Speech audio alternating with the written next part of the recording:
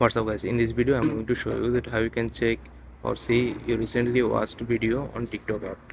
So let's jump into the video. What you need to do, first you have to open up your TikTok app, then you have to go to your profile.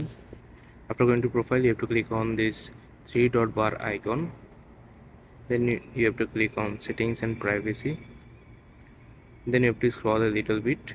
Please guys, make sure you watch the full video and follow every steps that I'm going to show you.